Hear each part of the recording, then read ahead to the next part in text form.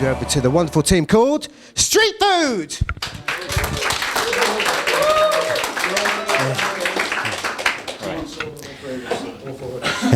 Good afternoon, everybody. We are Team StrētFüd. My name is Jim. This is Whitney. Ben is over in the corner, and this is Alex. So I don't know how many of you are like me, but I spend probably far too much time thinking about what I'm going to eat at lunch. Sometimes on a morning, before lunch, sometimes after lunch, I'm thinking about what I have for lunch for tomorrow. And I love street food, but you can never guarantee where somewhere is or whether they're going to be open or not. So our solution to that is a single application where vendors can update the location, show where they are, and users can log on and see what is around and where things are now.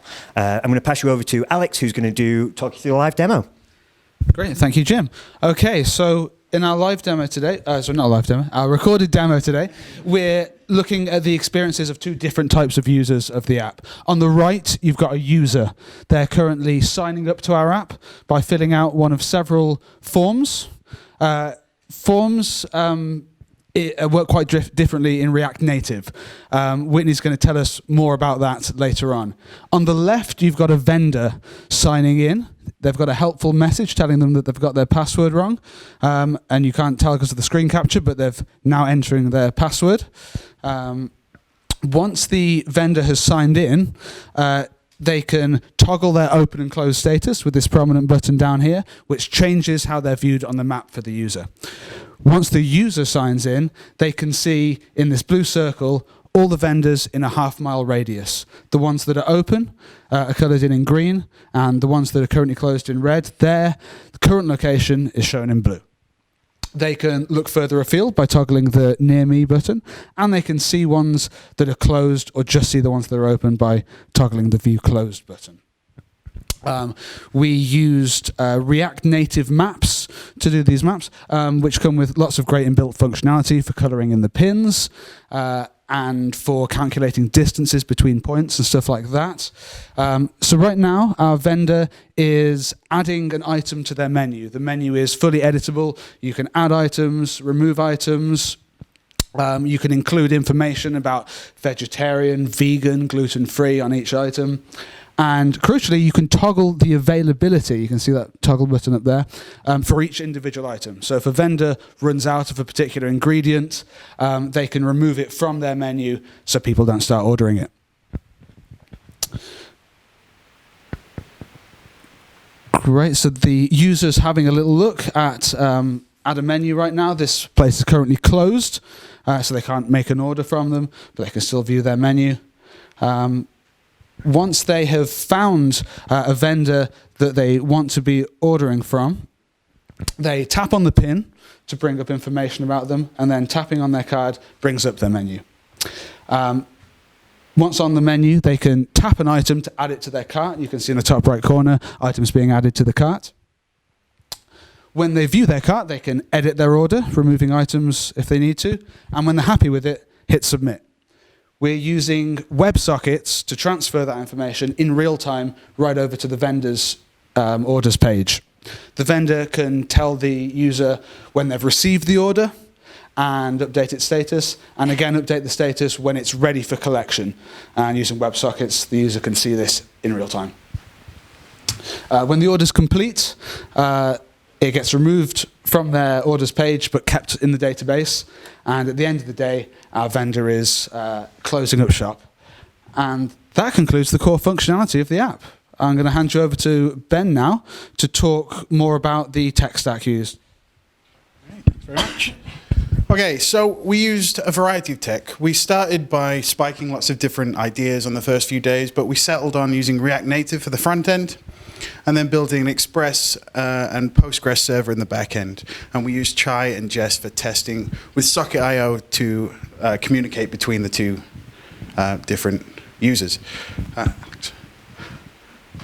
So for the back end, we used Postgres because a relational database made the most sense for us. We thought it would be scalable. And we ended up with lots of different tables. We have a users table, a vendors table, a menu, and an orders table, and they all relate to each other. So we thought that Postgres would be the best. The entire backend was developed using test-driven development, so everything was checked to make sure what was going in, what was coming out was correct. And we finished our minimal viable product pretty early, and we had a couple of days left, so we thought we'd really push on and try to implement Socket.io to use live updates. And we pushed really hard, and we managed to get that working just before the end. The entire server backend was designed using a RESTful design as well. I'm now going to pass you over to Whitney, who's going to tell you more about the front end. Hi, I'm Whitney. So with Frontend, we decided, since we wanted to make this a mobile app, that we needed to use React Native. We did spike a few other options, but we just felt that React Native was going to be the best for us, partly because it's just close enough to React.js that we felt we could learn it quickly. And as you saw, it's a pretty big app. So we did have 2 paths that we were going to have to create. So we went with React Native.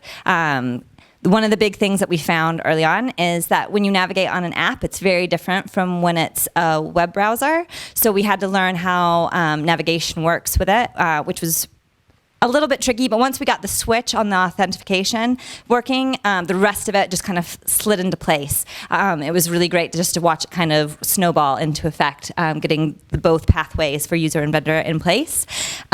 We also had to use map, which Alex took on and did a great job getting our maps going, because without that, our app wouldn't really work. And React Native has a library that's called React Native Map that, as you mentioned, had a lot of functionality that was really useful for us. With the forms, though, React Native isn't like HTML, where you can just grab a form and pop it in and have lots of functionality within it to disable or make it required. There is a library out there with React Native, but it's actually not very well supported. Not many people are using it and downloading it. So we made the decision that we were going to actually create all of the form functionality ourselves. That way, if it was scalable, it could still work. And if this other library wasn't being used or maintained, it wouldn't affect the functionality of our app. We also used Expo, because again, it's a mobile app. You can't just look at it on a web screen. So Expo allowed us to create the function, or create like the styling or any functionality, and then see it in real time on our phone, which is also really good, since 2 of us have iOS devices and 2 of us are Androids. We could actually create the settings for both of them at the same time. So if I made something on my phone and thought this was perfect and handed it over, they could say, you need to fix the button. Or we would look at it and be like, we love your pins. And they're like, that's Android. So a lot of that was really, really good with Expo. For being able to make it for multiple users.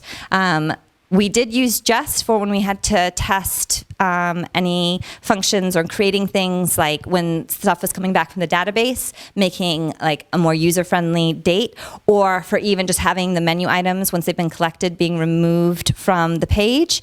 All of that was tested. Those kind of functions were tested with Jest, which is part of the ecosystem of React. So it just came with it, which is one reason we chose that. And now I'm going to hand you back to Jim, and he's going to tell you a little bit more about the process. Hi, so how did we get here? So we tried to use as many Agile methodologies as we could. You know, we've only got 9 days to build this app, and obviously it's quite big. So it was really important to us to break down how we were going to complete all of the tasks individually. We split up into 2 clear teams, 2 people working on front end, 2 people working on back end. And then if we ever got stuck or, back end needed to catch up, we all jumped in board and really helped each other out. We had a look at different project management software. We had a look at Git's inbuilt ability to manage a project, and we looked at Trello boards. But we actually decided to use a Kanban board because it was really rewarding over the course of the 9 days to be able to physically move post-its around and you get a real sense of reward when it's actually all done and you see the board at the end of the day. There was a picture, it looked great. As far as, we also used pair programming all the way throughout, which is, there's a reason why we all do it all the time. It's because it just really works. really helped build the team. And, you know, we also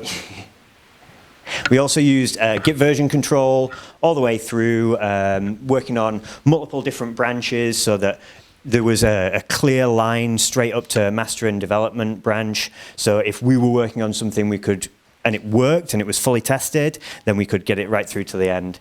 As far as the future for the app, like I personally, and I think we all had a great time building it, and there's tons of different features that you could do. We looked at online payments using Stripe. There's this whole idea that we could create a point of sale system for street food vendors so that they can just use one kind of app and they can take the online orders at the same time.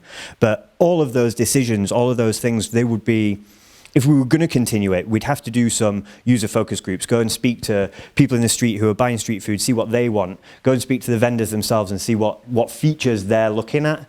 But those are some of the ideas that we had. And that's it. Does anybody have any questions? A round of applause for that.